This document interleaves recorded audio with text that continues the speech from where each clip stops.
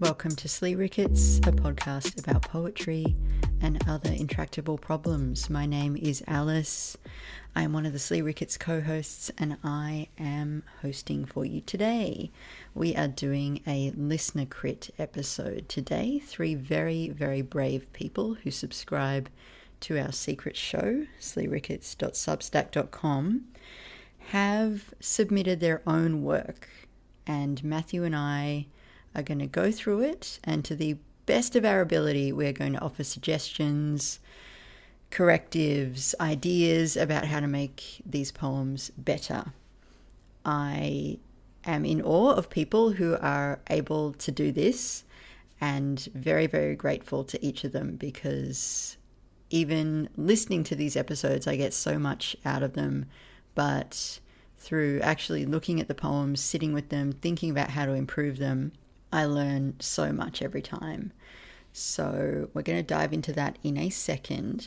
But before we do, I did just want to recognize and let you know that by the time you are listening to this, I believe I have this right. Just going to double check the text thread. Yeah, I think it's right. Okay, so by the time you're listening to this, Brian's novel, The Optimists, should be out. And I don't know what he's up to. It sounds like he's going to go visit Matthew in North Carolina at some point, but that sounds like a book tour of some description to me. I know Sarah Jessica Parker is involved. I am so happy for Brian and so excited to read the novel. And I just looked up Readings, Melbourne's best bookstore, or so I thought. But The Optimists by Brian Platzer is listed on the Readings website. I pre-ordered this, 3 months ago. Where's my copy? A beloved school teacher chronicles the meteoric rise of his most dazzling student in this ambitious, big-hearted story of learning and legacy. Well, where is it, Readings? I need it. I need to send Brian a stream of very irritating voice notes as I make my way through the book. What the hell? It's out and I don't have one and I am pissed. Anyway, go get your copy, and yeah, let's do a little SLEERICKETS book club around what I'm sure is just a delicious, delicious read. In the meantime, 3 very brave people have shared their work with us, and Matthew and I are going to attempt to help you. Joanna was watching a show I feel like might be... You and she have pretty heavily overlapping tastes, I think, in reality television. Oh, really? What's she watching? She's watching a show that is... I feel like it's... If there was a certain stripe of reality TV in the 90s and noughts that was just pure sadism... I feel like the new version of that is revisiting the pure sadism of the 90s and noughts and relishing with sadism the wrongness of it and the moral condemnation that we feel toward the people who are responsible for it. Oh yeah. Yeah, so it's about the making of America's Next Top Model. Oh wow. And yeah. It is a parade of horrors. I was never into Next Top Model. Do you have to have been into it to get something out of the show? I don't know. I was half paying attention during parts of it. It is spectacularly cruel. I will say that. I never watched it either. Yeah, but no, I never watched it. It's pretty awful. Watch a little bit of Biggest Loser. Apparently, there's a really good sort of 15-20 years on documentary about Biggest Loser. Yeah, Joanna watched that too. Yeah. Yep. I haven't seen that. Somebody was like, "Don't watch it. It's going to trigger all your eating stuff." If anyone listening is watching the new Vanderpump Rules reboot, can you please email me and get ready to have like a 50 email thread conversation, because I have a lot to fucking say and no one else is watching it because everyone decided it was bad before because it's a reboot. But oh my God, I've never seen so many insane people doing so many bizarre things, but they're all actually very charming in their own way. Yeah, I think I like the craft-based ones. Like I like the baking one that my daughter likes a lot, and then I like Project Runway and the variants of that, but less with the sadism and more with the just people having to make things in an interesting, like under difficult circumstances or with interesting elements. So you're more of a great pottery throwdown sort of I haven't seen that. vibe. Is that another thing, or is that just one you're imagining? Oh, No, that's no, another that's one. real. Okay. That's real. Yeah, Yeah, I could. Yeah, I could imagine being into that. Sure. Yeah. I'm more like someone looked at somebody funny and now we're talking about it for 6 weeks. That drives me crazy because that happens on the real estate show that Joanna's really into. And it Yeah. just you think at the beginning of every season, there's some moment where someone says, "Oh, nice dress." You're like, "Oh no, Oh that's gonna no! be the Oh my rest of the God! fucking every other conversation's gonna be about that comment." Could we also have an email thread, me and an imaginary listener, about how Emma from Selling Sunset is the gayest woman to ever walk the earth? Like, this woman is a lesbian. She just doesn't know it yet. Oh, see, that's what I kept thinking because I listened to your delicious ramble rant on Substack, and I watched the Charlie XCX videos you linked to, and they're spectacular. The editing is a little hard for me to take. I mean, it's very impressive, but it's sort of like I need fewer cuts per millisecond. Oh yeah, of course, But yeah. but that to me, that's my impression of her. Like she's a beautiful woman and she's very talented, but she also feels like she was designed in a lab by gay men, like to Charlie trick. Yeah, XCX. yes. Yeah. Like she seems like a very like a sort of pure expression of heterosexual sex, but as imagined by gay men for straight. Like it's a crazy sort of presentation of desire, of desire. Again, she's a beautiful woman and she's very impressive, but it's. I think like how is this aimed at? What is this aimed at exactly? I don't know. That's interesting. It feels like gay men are saying, "You like this, don't you?" And you're like, I Yeah, guess, like sure, yeah, all right, this. I won't. Okay, fine. Yeah, interesting. I hadn't. That's not how it hit me, but I mean, yeah. I don't know that I was coming at it particularly objectively, but yeah, thank you for listening to that little ramble. I had It's fun wonderful. making that. We're going to do some poems, some listener poems, but before we do, I just wanted to say ahead of time that next week we're planning to do a double documentary episode on Jiro Dreams of Sushi and the new documentary about Judith Polger. How do you say her name? I think it's spelled Judit, but I think it's just pronounced Judith. Judith, okay. Yeah, Judith Polgar. It's called Queen of Chess, and I just thought I would mention that up top in case people want to watch them as well and know what we're talking about at the time. And a listener who signs his emails O was the one who recommended Jiro Dreams of Sushi. And I enjoyed it.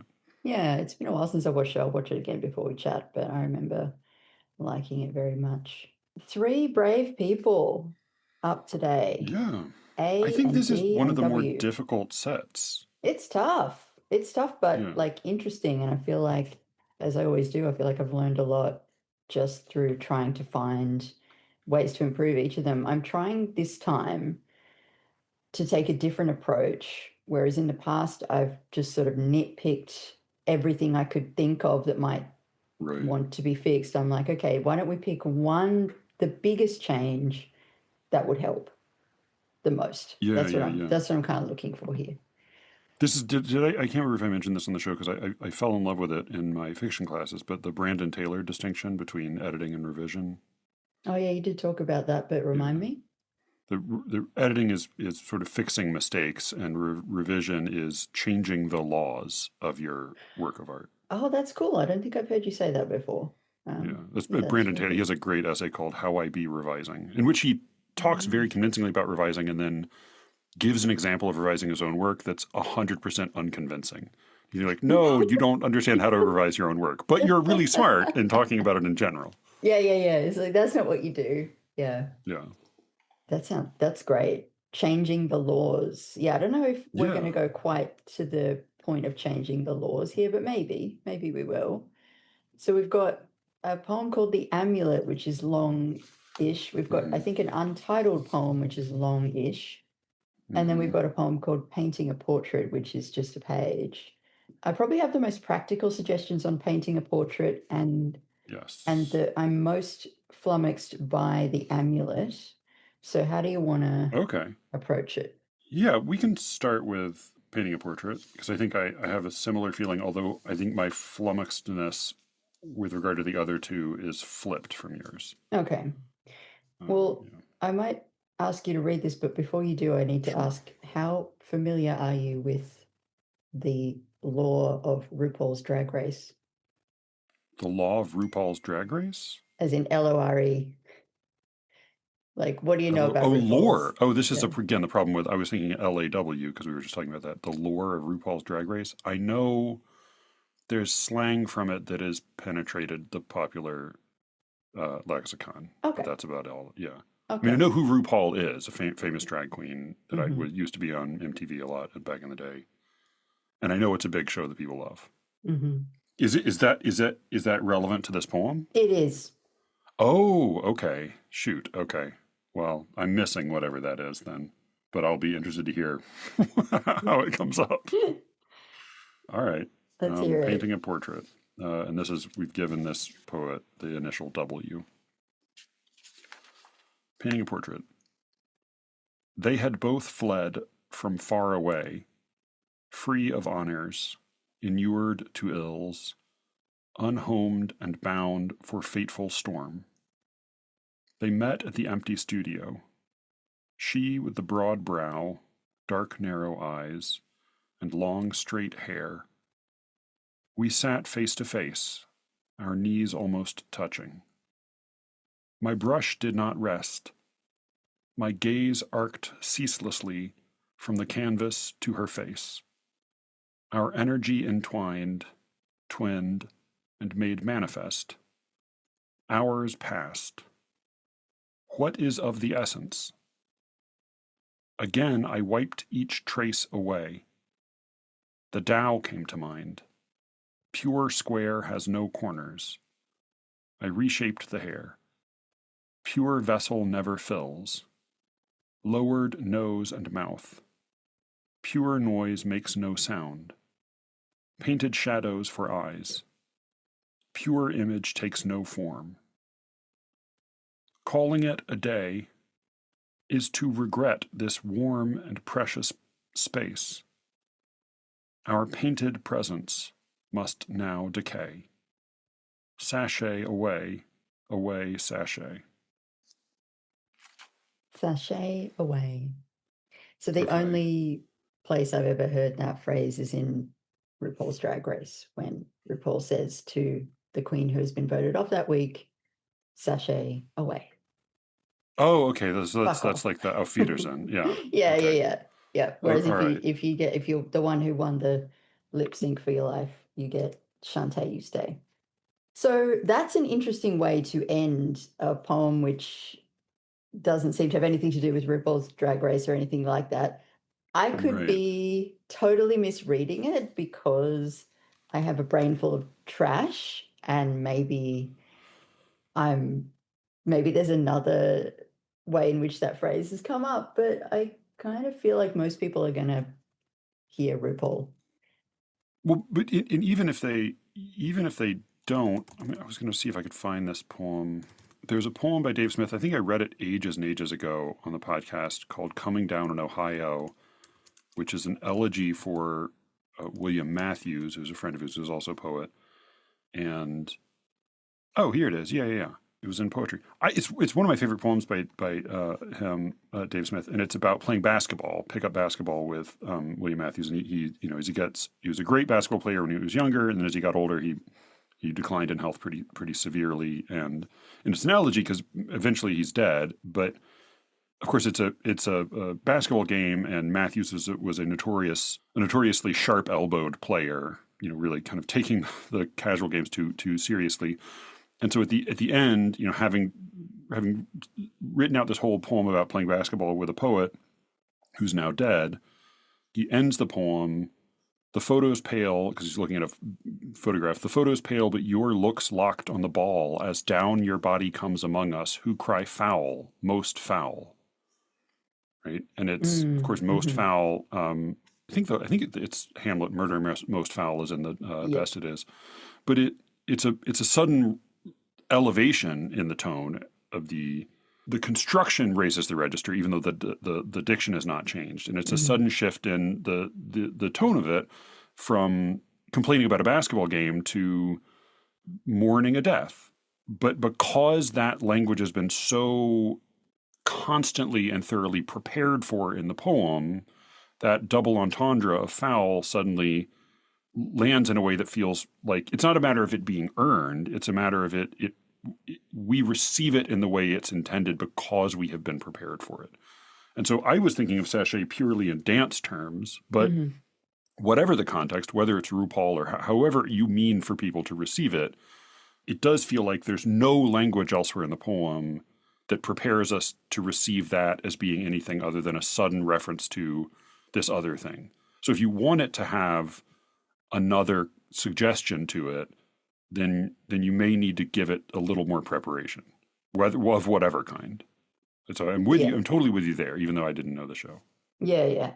And as usual, we have just jumped straight into picking this thing apart without saying what's working. And I wanted to say that the fourth stanza, the Tao came to mind, I just think is great. Like I don't really have any notes particularly for that stanza, and if I were editing this poem, I just start there, because we know what we're doing, right? We're painting a portrait, and then you get to jump straight to the Tao came to mind, pure square has no corners, I reshaped the hair, pure vessel never fills, lowered nose and mouth. Like, it's really nice. And I know that half the lines are coming from a different text, but that doesn't bother me. The stanzas leading up to that, it feels expository to me, a bit too much throat clearing, I think. To me, there's a lot of clumsiness in the first three stanzas. So you first between the first stanza and then the first half of the second stanza, we're in the third person, and suddenly we switch to the first person plural, right? Yes, from they to we. That worried me too. Which is a little bit of an odd jog, and I'm not sure how we're meant to receive it. There's also just, I think, it's not that the things you're saying could not be true. It's just that accounting for them then takes me pretty far afield. So they're free of honors, which is maybe just like a kind of a light way of saying, like, they are without honors, they're without special distinction, inured to ills. And you're like, wow, really? All ills? Inured? They were inured to ills? Unhomed and bound for fateful storm. Bound for fateful storm feels like it's slightly mushing around the attribution, because bound for is either redundant or it's misattributed, because bound for suggests fated. Right. So is it the storm that's fated, or are they being bound for it? Or rather saying the same thing twice, or you're saying it about the wrong thing. The thing I do kind of like about the first part of the poem is that, at least as I read it, this is a description of painting a portrait by the painter, meeting this person. There's some, maybe their families have some, parallel history, whatever, but there's some moment of connection here. They're sitting very, very close. It's a very intimate experience, even if it's a purely professional one, it's still very physically intimate. And there's something here that went beyond just the professional occasion. And then I think I agree with you. I quite like that fourth stanza. To me, that's the moment when, despite whatever other things happening, he locks into the pure craft of what he's doing. Yeah. Right. Like he maybe, it's sort of like, if you're encountering somebody as a medical professional, you're encountering a real body and a real person, but then at a certain point you shift into, how can I apply the knowledge and the skills that I have to addressing this specific problem? And so I kind of appreciated that evocation of the sudden detachment that comes with really knowing how to do something and suddenly just locking into it. But then there is a little bit of, like, whatever this was that we might have had for this moment can't be held on to. And so there's a poignancy to the detachment afterward. And I thought like that was a wonderful thing to write a poem about. It just feels like the first three stanzas are swiping in kind of broadly and clumsily at establishing this initial thing. And I think partly it may be that he's including stuff that's true, but that may not need to be like, I wonder about like, well, is it that your families have parallel histories? Perhaps they do, and perhaps that's a thing to write a poem about. Is that the thing to write this poem about? Yeah. Or is it more about having a personal connection with this one person that you're supposed to be having a professional connection with, then going through that professional experience, and then having to say, okay, well, I'll send you a bill. See you later. Yeah. I mean, it's a experience that I relate to in a small way just through podcasting. Like you'll sit with somebody and you have this very intimate conversation with them, and you do in those hours form an intimacy that then can't continue or doesn't continue for whatever reason. So I think that it's worth trying to get that sense into this poem. But and I think the poem is not, I think a lot of that is in the poem already, you know, like I think mostly it's things need to be cut. And then some things need to be fine-tuned. Yeah, don't be afraid of a short poem would be my hot take for No, I think this could be everyone. 3 stanzas. Yeah. 3 stanzas total. And there's I like gaze arced. So arced is used correctly in that it's not a solid structure, an arch, it's a motion, an arc, but your gaze doesn't really arc. Like a ball arcs when you throw it, and then our energy entwined, twinned, and made manifest. It feels redundant, entwined and twinned, and it also I don't know what it means. You're describing it may be that I don't think maybe there's a way of framing things, and maybe it's related to the Tao that has to do with energy and what your energy does. But to me, that's 100% alien, and I feel like it describes nothing that I recognize. Whereas hours passed, what is of the essence? Again, I wiped each trace away. All of that weirdly rings true. And part of what I like about what is of the essence is that there's a very obvious answer, right? Which is time. But there's also a feeling of like, oh, what's going on? Like something's happening here in this moment with this person, and I can't quite get hold of it, and it's slipping away as you're also slipping into that immersion in your craft. And that's what immediately precedes the Tao stanza. So like that, I mean, I think honestly, just a simpler, more straight ahead, clearer beginning that just gets us to the particular circumstance you want to talk about would really serve it well. Yeah, this is a poem in which I think you also don't need to be afraid of just being very straightforward, very plain. Yeah. You don't have to worry about getting in words like unhomed or No. arced. Just say it. Just be plain.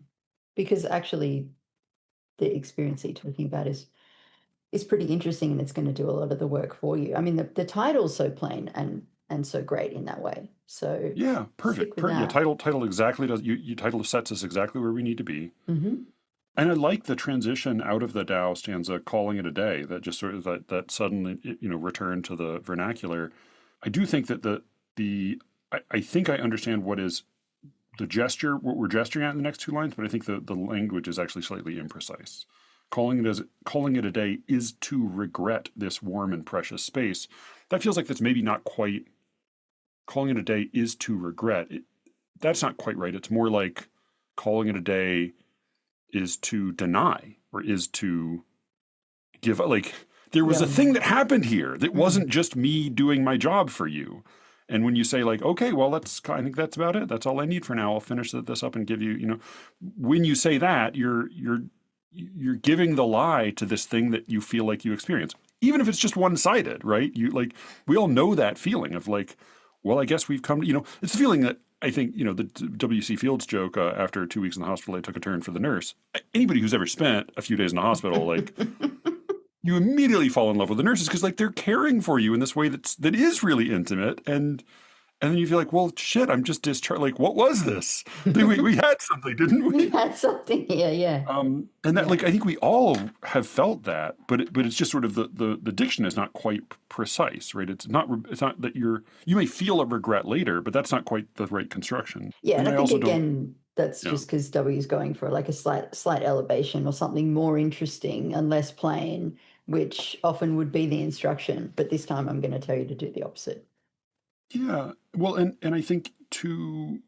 I mean, I think again about the Mercutio Romeo thing that like part of what you were being true to in this experience is the slightly unrealistic elevation that happens when we feel too much in a moment, when we have too strong a connection with or feel like we have a connection when we really are not supposed to. You just need to keep that grounded with the embarrassingness of it in real life, right? You need to keep it ground. You need Mercutio to keep the feet on the ground. So with our painted presence must now decay. I think like, well, setting tone aside, or like you just what do you mean literally? Our painted presence must now decay. Like the thing you're saying literally doesn't follow what just I think the idea of poetic license can sometimes lead us astray. Like it is worth at least trying to say a thing that is literally true also. It's, You yeah, know? that's actually a problem in all three of these, I think so, yeah. which is interesting. Like, I wonder what's you had Katie Dozier on here the other week, and she was talking about giving her prompts to try to correct something that she's seeing a lot of. Yeah. Yeah, I wonder where that tendency is coming from in people. But look, maybe we're just grumpy. Well, no, I mean I have a theory that may or may not be condescending. I was having a really good text argument with Anne Blumoff about apophatic theology this evening. But like my hesitation is always like, well, I think if I were to think this way about God, this is what I would be doing. But it's like I never want to say like you are definitely doing this when you think this way.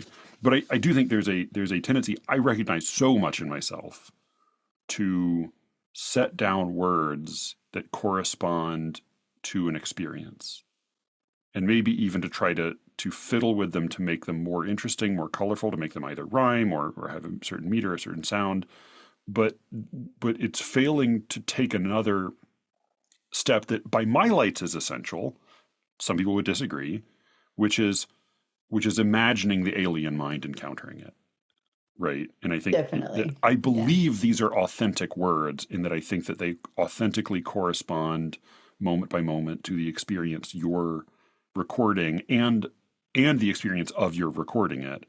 But what is not yet happening is that you have not quite effectively triangulated this experience for us. Yeah, you haven't Right. translated It's it. still focused inward. It's not accessible to us. And that's where you really need, every poet needs their reader who can plainly and with love say, what do you mean? What are you talking about? What is this poem about? I don't know what it's about. Yeah. And it's pretty clear what this is about. But Yeah. And there's again, just a I few think it's moments. this. Yeah, exactly. Like this is. I like this poem. I think it's not fully rendered yet, and I think you could basically cut the first two.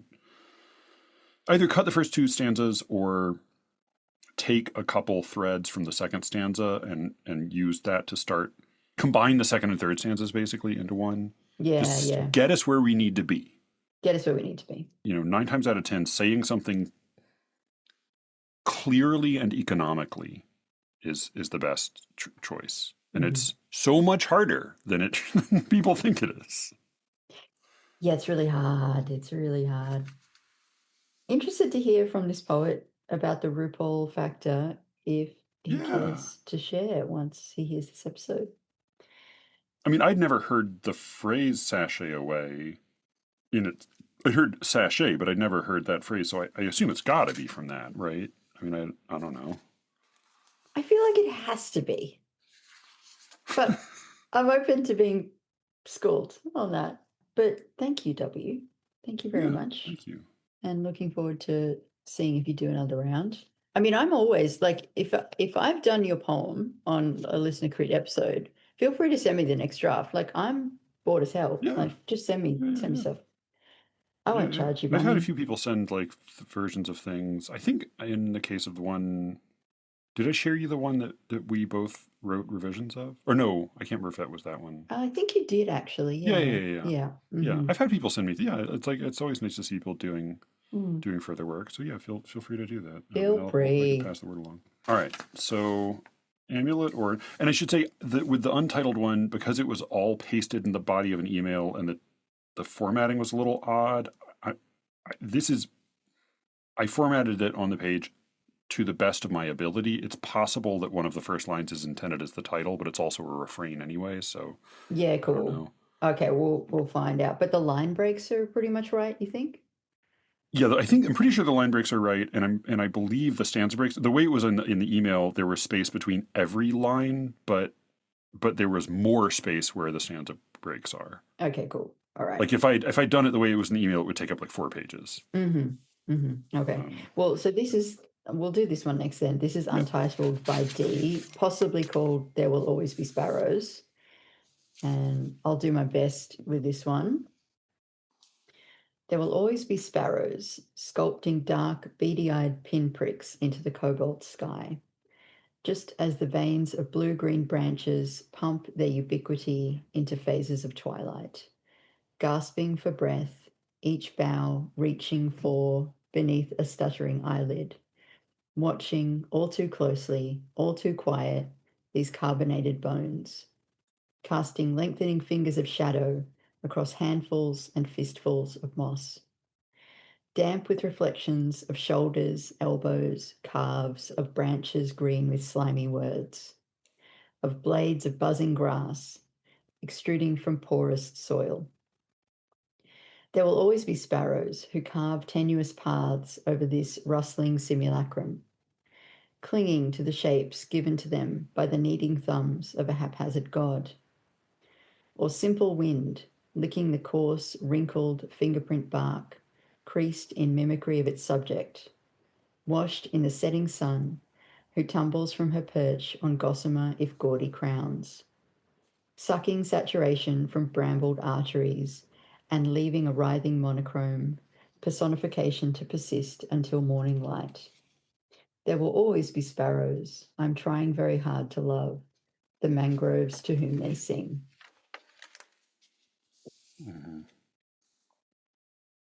So the first thing that came to mind for me, and this is mostly just for the D is the initial we've given this poet, so mostly for the sake of just D knowing this, especially if you have a refrain with the word sparrows in it and this sort of broad wisdom statement, there will always be sparrows.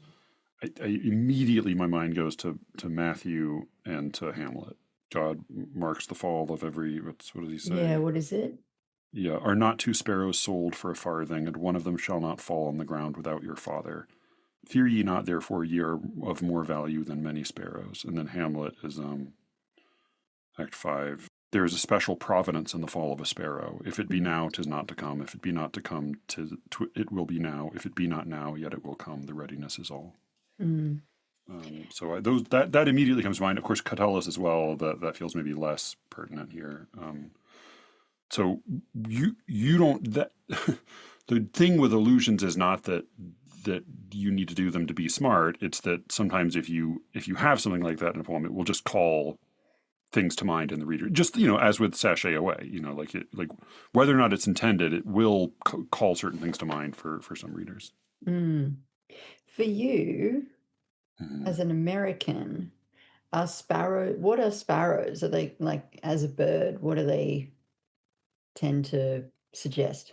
I just think small twittery birds, and truly my primary association is the Book of Matthew, the end of Hamlet, and Catullus's girlfriend's bird. That's primarily what sparrows mean to me, and I don't know if I'm normal, but I just think like little twittery birds. Mm-hmm. Yeah, I You? think little twittery birds, and I think like a pretty like a plain, not particularly Yeah, beautiful yeah, yeah, yeah. bird. Not a spectacular bird. The kind of the smallness and unimpressiveness seems like part of the metaphor, right? Yeah, but like they're scavengers, right? So they sort of they do persist. They're being driven out of Melbourne by the minor birds, but they're pretty happy to live on not much. So the line "there will always be sparrows" is plausible. It's plausible. Like I think that's we know what Dee is saying. It makes sense. I can believe it. But pretty quickly we get into murky waters because the language is, well, there's just a lot of it. There's just a lot Yeah, of there's a lot of language. And yeah, to try to focus on the one change that will help the most, I think here it's just check that you are not letting the language run the show. Just make sure you're yeah, always in charge of what you mean. yeah. I was thinking about this just from the perspective of like a magazine slush pile, and what I would notice about this submission is that it does seem to be using language, combining language and phrases, and making comparisons that are unexpected. Yeah. Now, sometimes they're unexpected because they seem to be nonsensical. Sometimes they're unexpected because they seem to be redundant. Carbonated bones. I don't know. Handfuls and fistfuls. Two should be TOO, but it's TO. Haphazard God feels not like not quite right because it's the actions, the events are haphazard, but the God, yeah, yeah. So I'm not able to follow a lot of the language. Although the impression I get overall is that a sort of dazzling, surprising verbal rendering of a twilight landscape is being rendered for my enjoyment, Mm, more or less. And I mm. don't. While I hear the refrain, and I think having some kind of simple, straightforward statement as a refrain helps anchor the poem a little bit, I truly don't know what to make of it, and I feel this is one where it doesn't feel to me like the poet has not yet tweaked the poem in order to welcome me in. It feels like the poet seems a little indifferent to to whether or not I understand. Although, right at the end, I want to make a case for something that Yeah, yeah, happens at the end. So D holds off on using first person pronoun until third last line. yeah, yeah, There will always be sparrows I'm trying very hard to love. That's such a good ending or a good start. yeah, Forget about mangroves because mangroves comes too yeah, late yeah, and we haven't talked about mangroves yet. And let's yeah, not yeah. The mangroves to whom introduce they a sing. late mangrove. Yeah, yeah. But yeah, particularly because in at least the way it's presented here, that's not a stanza break, but it is a page break. And so initially, when you read "There will always be sparrows, I'm trying very hard to love," it seems like the sparrows are the object of that love, Yeah. versus the mangroves, which is what we learn later. But again, the mangroves are, as you said, it's another new ingredient that Yeah, it's too late for new we don't know what it. stuff. Yeah, what we don't know Mm. what any of it means. Yeah. But I like, so there will all, yeah, if the structure of the poem kind of hangs off, there will always be sparrows, and sparrows are kind of brown and not that exciting, but they do persist and they can live on anything, and you're trying very hard to love them. I I'm down with that.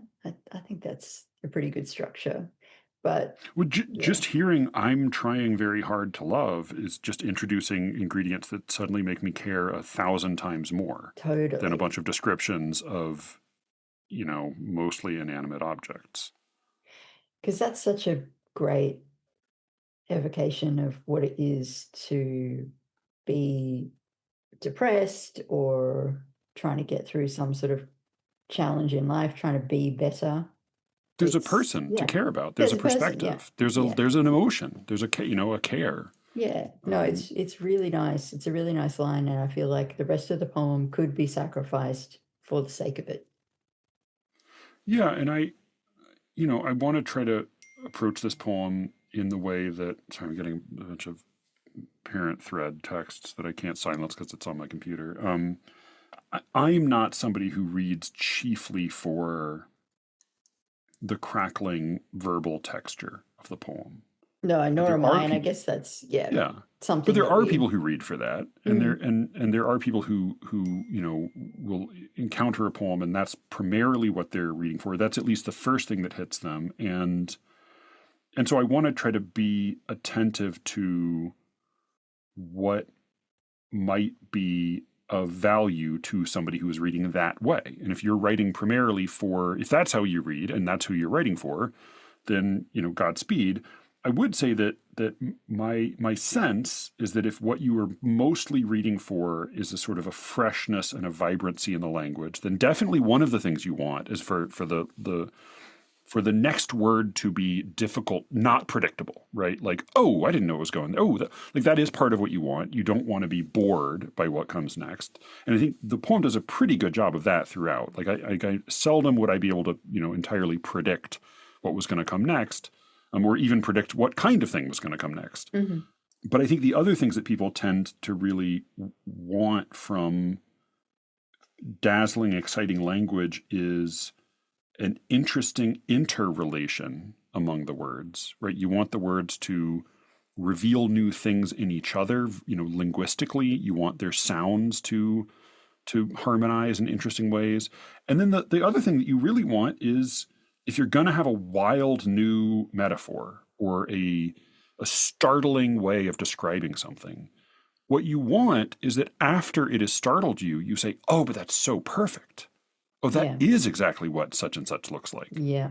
And there are moments where we get something sort of like that. Like I think there's something about the wrinkled fingerprint bark that I feel like, oh, there's something about, I can imagine the bark on certain trees has a little bit of the whirl of a thing. But it does feel like a lot of these words are just sort of smushed together. And even in that line, licking the coarse wrinkled fingerprint bark, I don't know if that's the right construction. If there is a likeness between fingerprint and bark, I'm not sure that's the way to present it. And then by the time we get to the next line, creased in mimicry of its subject, I just don't know what we're talking about. What's the subject? What is even the ostensible subject of the bark or of the what? I don't know what it is.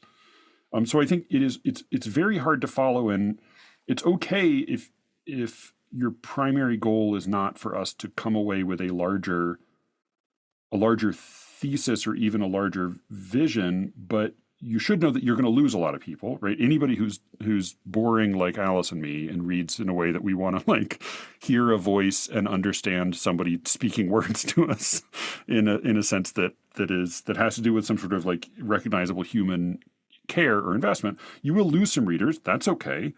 But I think even if you're just writing for the Gerard Manley Hopkins addicts, then you want to make sure the language is not just unexpected, but really these combinations of words are really mutually charging each other with sound and with etymological explosion.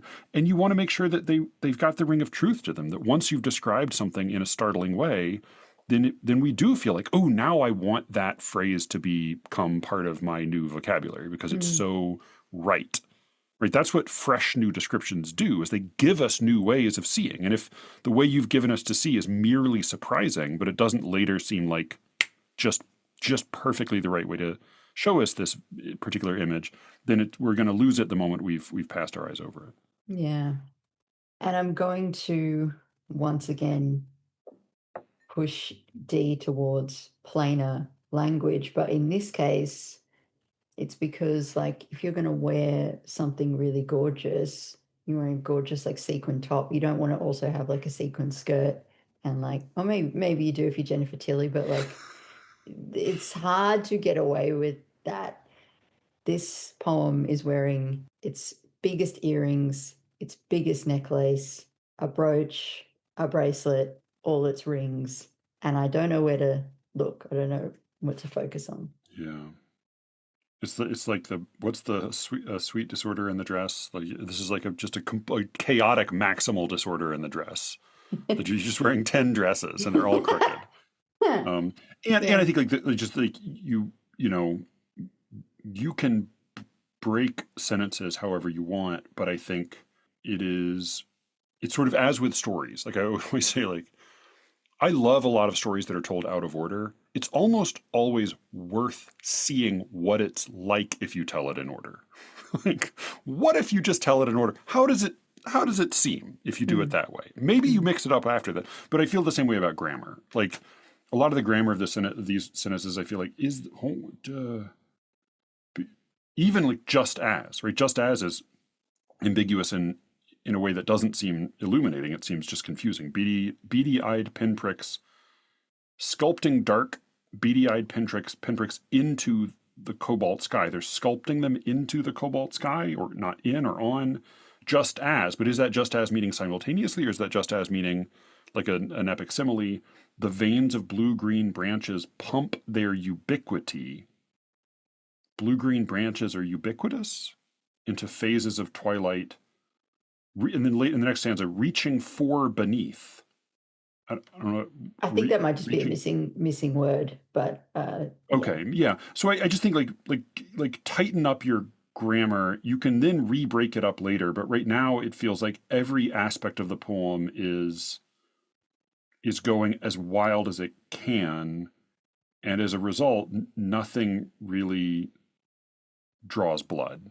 Do you know what this might be too? Because this is a free verse poem, and I'm the designated free verse apologist / defender / champion on SLEERICKETS. But like, Dee, what you could do here, just to make sure that the grammar's right and that everything means what you want it to mean, just take out all your line breaks, just as an exercise, and make sure that everything makes sense, just written as a paragraph or two on the page. And then you can decide like what's the most effective place to break the line. But at the moment, I think you're doing that thing which I've done and which is very, very common, where the line breaks are kind of functioning to, it's like I broke the line, and so I don't have to worry about what I was saying just before, because I broke the line and I'm in a new place now and I'm saying something different and it's all good. Like it's kind of blurring things. You sort of hope you're going to get away with it, but you're not getting away with it. So yeah. Well, it feels ecstatic, and I believe that there is an experience that this corresponds to. But right now, we're watching you just dance your ass off, but you're wearing headphones and we can't hear the music. And so we just feel like, all right, well, he's having a great time, but we're not really included, and it doesn't feel like we're even meant to be included. Which, again, all of that's fine, but not if you want other people to read your poems. We might have come up with one too many analogies for what this poem is doing. I'm sorry, Dee. Look, just really, I'm trying very hard to love. Like, keep that, start with that, use that, and let's see another draft. Let's see. Yeah. Here's a thing that again, it would be maybe, here's a thing that would be worth thinking of, and this may not be what you're interested. Like, a thing I could imagine would be that whatever this initially was, there was some really intense experience that you had. And maybe I'm going to go way out on a limb and say, maybe there was intoxicants involved. But like, whatever was involved, or maybe there was like the intoxicant of being of powerful emotion involved, whatever it was, there's something here that seems really charged and potent. And this is a record of it in some capacity. One thing you could set out to do with your poem would be to recreate an experience like that in the reader. But if you're going to do that, then you need to come in with with your least curious, most easily distracted, least invested, mind, and imagine how that receives each line in order. Yeah, can your poem stop your reader from looking at the new email in their inbox? Yeah. This is the test. And the answer is probably no. That's truly like catching the rabbit on the racetrack. Like, the answer is no. No poem can stop the reader from checking his email. But that's what we strive for. That's what we chase after. That's what we should be at least striving for. Because, people reading their poems online and their parent thread is texting. So like, yeah. And with a poem this long, they're going to have to scroll down to read it. So can you keep them focused and scrolling and interested to hear what's next. And I do think, like, this is not boring. This is not dull. This is not unimaginative. This is not, I wouldn't read this and say, like, oh God, this language is dishwater, right? No, like, this is, there's juicy, buzzy electric stuff happening here, but it's very, very unfocused. Well, we really came down hard on you there, Dee. Sorry, Hope Dee. you are feeling okay, and hope some of that was helpful. And know that you got the most stick in the mud readers for this, right? Yeah. Probably Cameron. I suspect Cameron would be more jazzed Yeah. about this than we would be, but maybe that's okay, right? Like, you now know the most boring people's response, and then you can think about what response you want to, induce and in whom. Yeah, totally. All right, the amulet. The Amulet by A. All right, the amulet. A narrow spiral staircase. A padlock furred with dust. Mid-century mustaches on distempered walls. Unwashed mugs in a cobwebbed sink. Windows with twisted grills. Pelmets with disused hooks. Dark nooks with the memory of hidings from men with thick-lensed spectacles, who crept past in a miasma of sanctified ash and disapproval. There's one now, turning a knob on a television that flickers and settles on the floodlit scene of a left arm quick running in. AJ Jadeja on strike, tapping his bat, tapping. There's someone at the door. A woman with a name you can't recall. The glint of an amulet on a bare upper arm. Pointing to a row of books with blue mull spines on gray metal shelves with brackets and screws. She hands you a chit with 2 lines penned in trembling hand. In a language of curly-cued diacritics you once knew how to read. Turning, you follow footsteps up to a rooftop awash with light and dark, divergent shadows. 2 of you, bent double and sliced in half by the parapet. Around you the blinding city spins, and you cross, before darkness descends, items off a grid on a card. The lighthouse, the stepwell, the volcano in the middle of a cage filled with plastic balls. I have a question for you, because the AJ Jadeja is a cricket player from the 90s. Yes. A left arm, so left arm is hyphenated, like it's actually left arm is an adjective. The floodlit scene of a left arm quick running in. Is that cricket jargon? I actually don't know. Okay. Yeah, sorry to say. I can't help with that. But I did look up AJ Jadeja, former cricketer and Indian royalty, banned for match fixing. So there's like a lot. There's a lot in that reference, and I really like that. Yeah. But it's hard to know exactly which aspect of that charge is meant to land. Like, definitely the cricket part is there because he's tapping a bat. And being on strike, I assume that means like up at bat. On strike, yeah. Oh man. Or is on strike? I should know. Right, but also is on strike. Like, was there a player strike? Is it that kind of on strike, or is cricket terminology? I assume it's cricket terminology, or like on deck, we would say in baseball. Yeah, I'm failing you here, because I should be able to like help with the cricket stuff, but it's like a reasonably popular sport in Australia, isn't it? It's very popular sport in Australia. All right. Yeah, just not really my thing. Yeah, so this is more welcoming, I think, than the poem that we just read by Dee. Yeah. But it is, I think, probably still quite confused, because to me it needs to be organized around a single subject, like pointing at one thing. But then as I say that, I'm also thinking about the fact that its movement and its progression is a bit like a dream.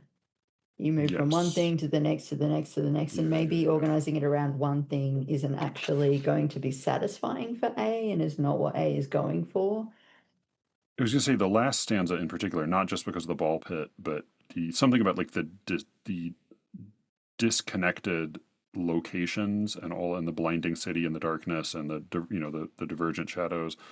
I mean that stands in particular, but really the whole poem. What it reminds me of is I don't know if you've watched the. It's really good. It's a ContraPoints tangents video on liminal spaces. Yeah, I think I watched a bit of that. Yeah. Yeah, Yep. yeah, yeah. Mm.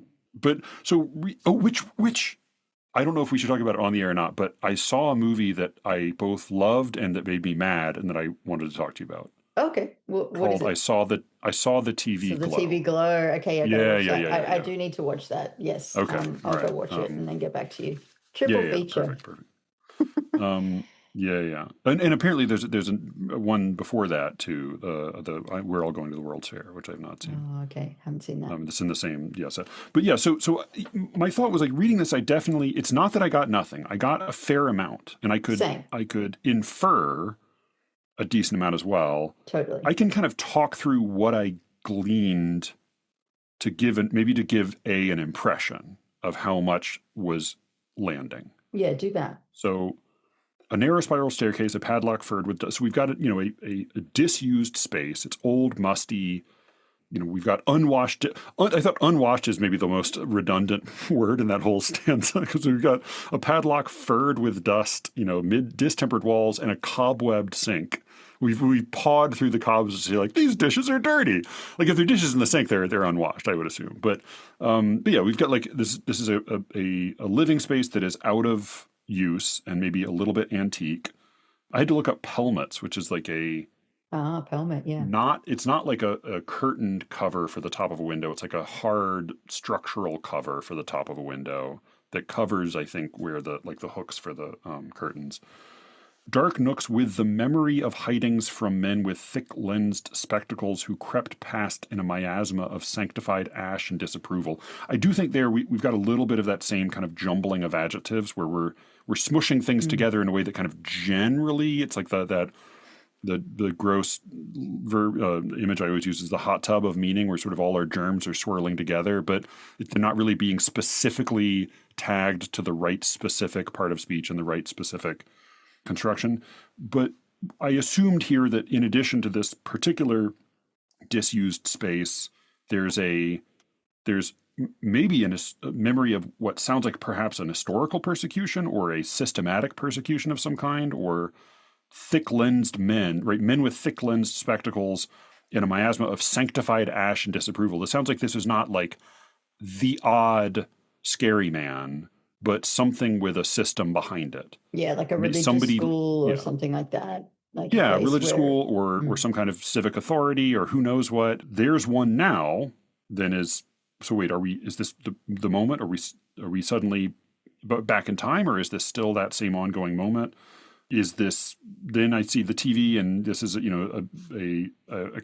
player from the 90s. So is this, maybe we're going back in time, or maybe this is just an old screening, or maybe this is all a memory. There's someone at the door, a woman with a name you can't recall. So I assume this is sort of, since we were just talking about a memory of a time and sort of murky goings on, my first assumption is that this woman figures in that era as well, and that we're remembering her. Maybe we're seeing her again, but we knew her from that era, or we should know her, or maybe we're revisiting the past in some sense. It does have a little bit of a David Lynchy kind of like, are we in a dream or are we watching somebody have a dream, quality. Pointing to a row of books with blue mull spines on gray metal shelves with brackets and screws. I think, we're in a library, or we're looking at a bookshelf, or I don't know what we're doing, and I don't know why we're being told about it. She hands you a chit with 2 lines penned in trembling hand in a language that feels very Lynchian.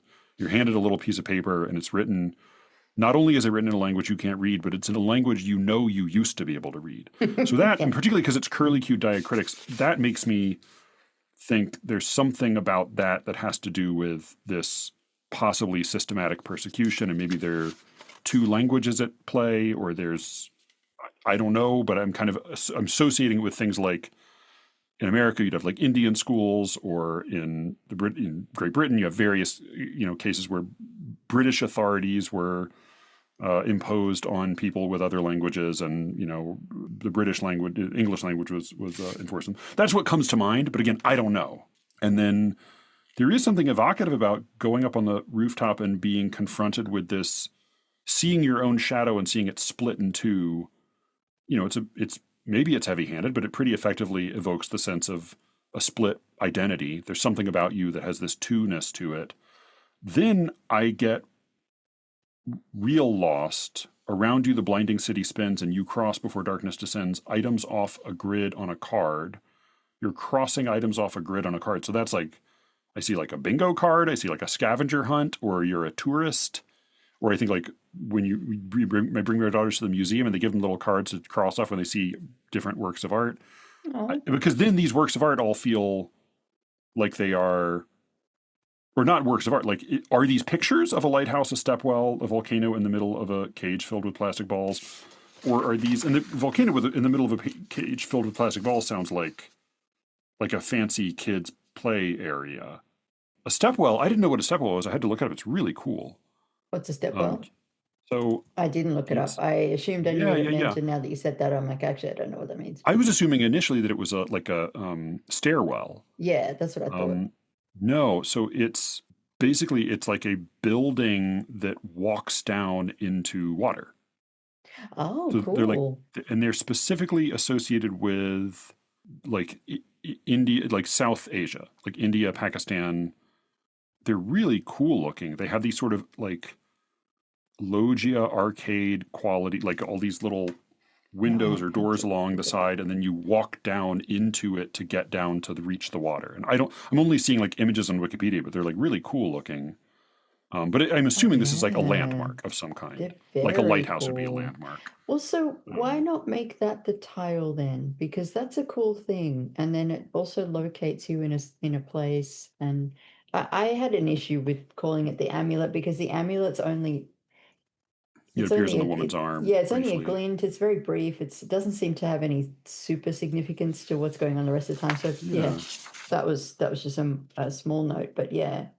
Yeah, but like it, all of which is to say, like a lot came through, and I even was able to kind of like loosely make guesses and inferences about how some of these might be related to one another, but beyond that, I got the feeling that this mattered a lot more and had a lot more power for the speaker / poet / figure in it. But I don't, that's about all I can access. And maybe that's my deficiency, but I think like I hope that's helpful for you to know, that we're able to penetrate roughly that far. Yeah, there's nothing that Matthew's said in his summary that, like, I think he's actually understood a little bit more than I have. But it's not that I don't think you're trying to welcome us in. I'm not feeling like intentionally shut out. It's more just a little bit of trouble with language, grammar, and maybe a few too many details. I mean, I'm always just gonna tell people, be more plain, be more straightforward.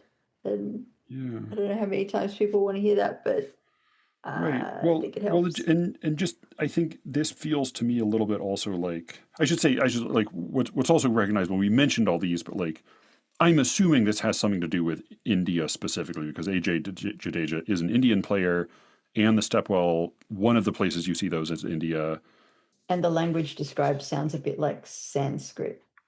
Yes, I mean, I'm assuming, it's one of the India has like 500 official, it has an insane number of official languages, and even like cricket, right? It's a British game that then was colonized, the British Empire along with the British language. So I'm assuming this has to do with like a tension between Britishness and Indianness in some capacity. But yeah, there's a lot in here that feels like you could write a poem about it.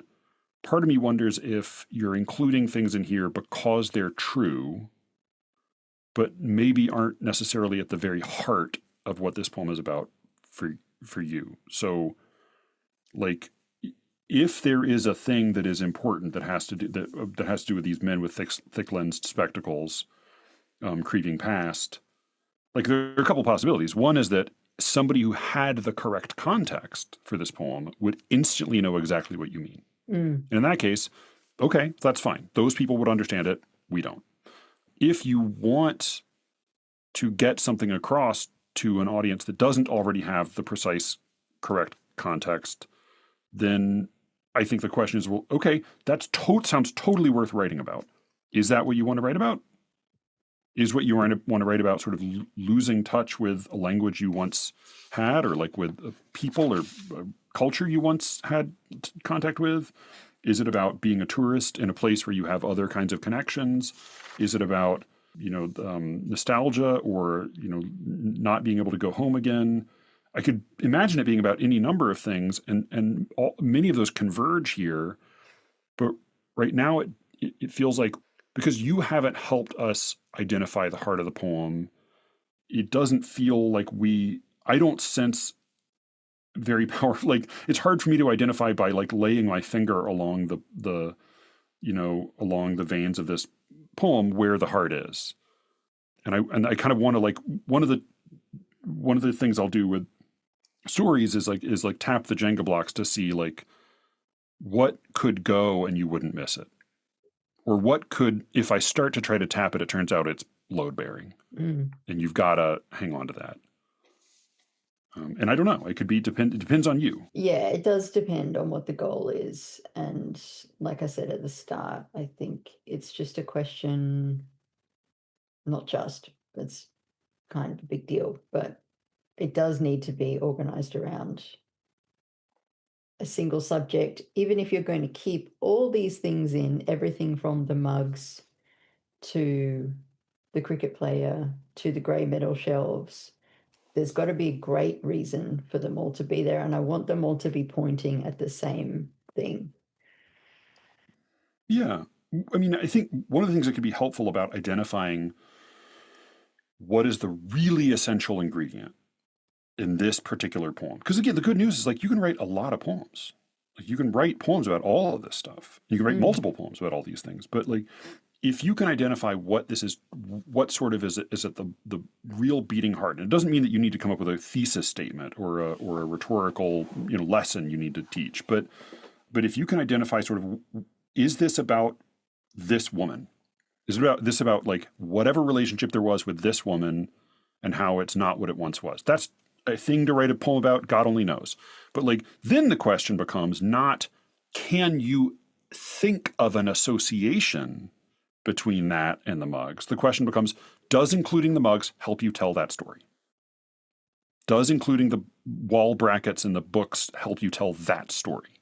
Or is it one of those stories that you listen to, it's just like, and then we had to walk all the way back to the car park, and on the way to the car park, he dropped his phone, and you wouldn't believe he's got a Samsung and it wasn't charged. And you're just like, oh my God, what's the point? What is the point?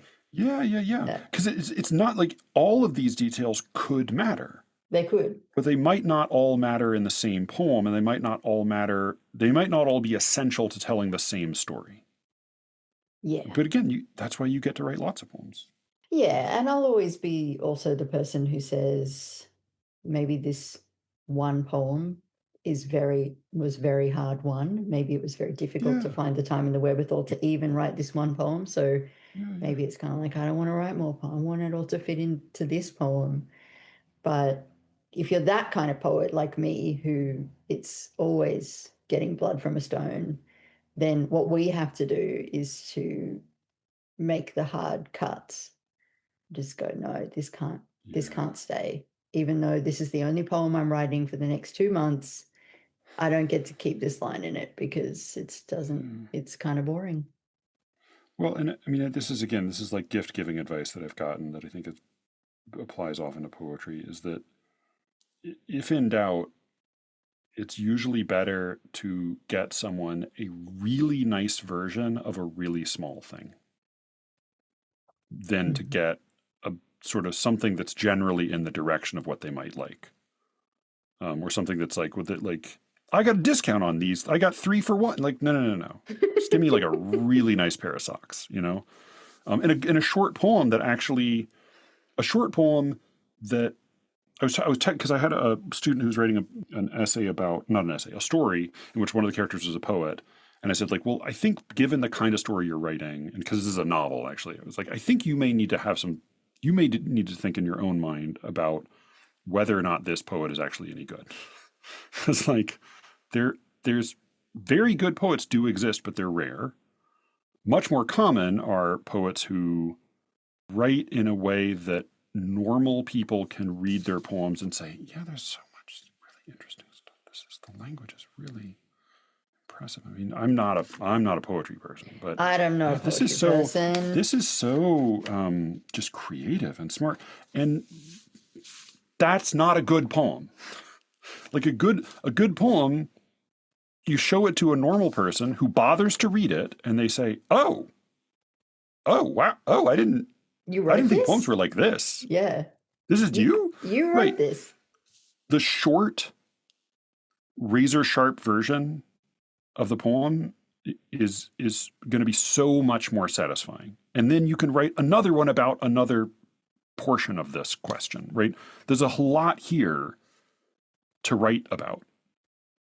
But I think you really have to pinpoint what is essential to you to write about in this moment. What is the thing you absolutely can't let go? Identify that, and then use that as the blade with which you cut everything else away. Yeah. Only what serves that story stays. Yes. And everything else goes in your cut lines that are dope file. Yeah, and then you come back, right? Like, again, I'm a big copy paste save aser, right? Like, you don't have to throw things away. You can keep them and come back to them. Yeah. But try cutting mercilessly and see where it gets you.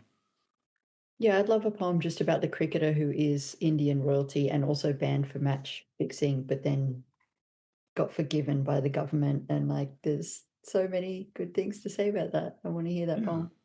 I feel like John Forbes has good poems about just like watching some dumb shit on TV, you know? Oh yeah. Yeah.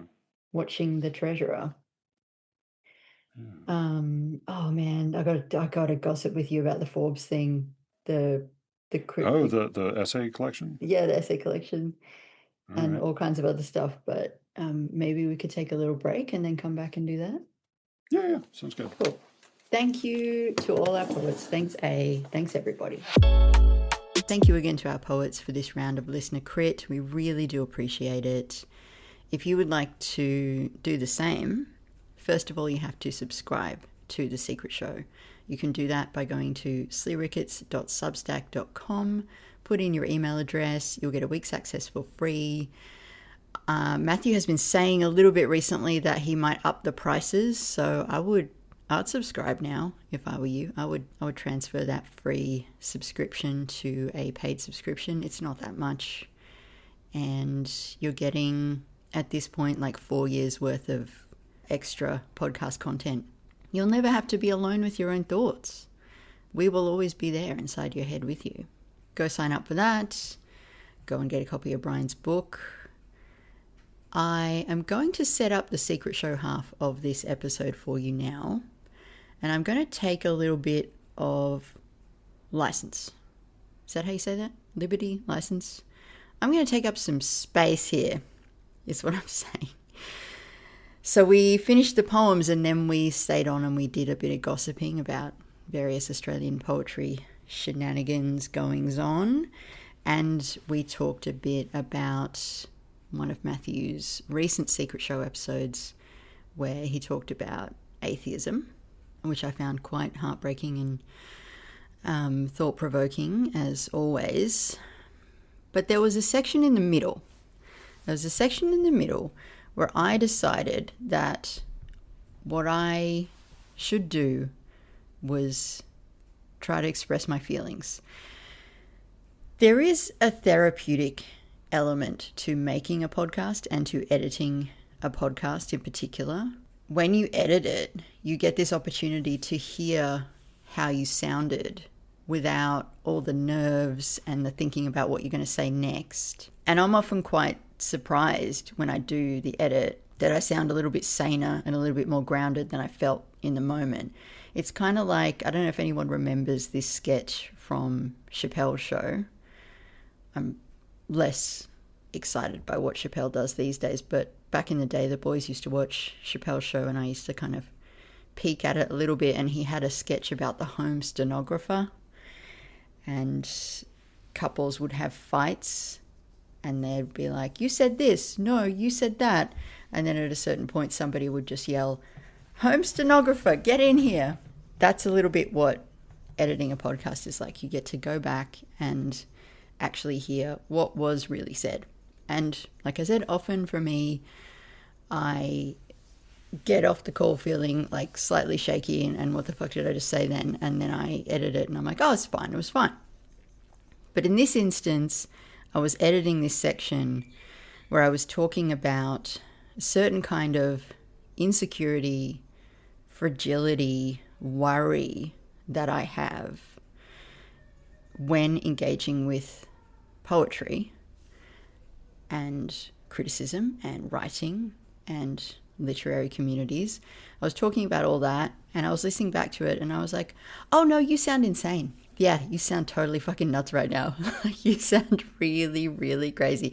And I was really tempted to just slice the whole thing out and just email Matthew and be like, I didn't want to include that bit. Sorry, it's out of there. But, you know, I feel like the rule here is a little bit like the rule on my other favorite show, Roderick on the Line. Whatever's in the show is in the show, and you don't get to cheat like that. So I've left it all in, but I'm not happy with it, and I'm pretty embarrassed, honestly. And I've been thinking about it this morning. I kind of woke up thinking about it, and I have been having a version of this thought for a long time, honestly. And I'm going to be really straight with you and just share what I've been thinking. And this is going to sound like quite punitive towards myself, and it's actually not that. I think this is what my therapist would call a healthy adult thought, I believe.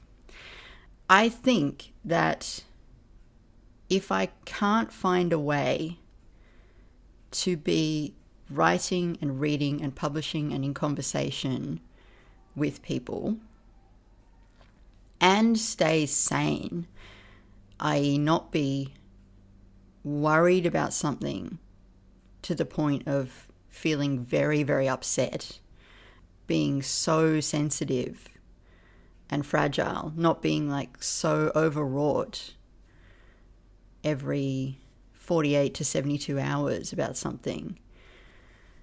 Like if I can't do that, then I probably can't keep doing the work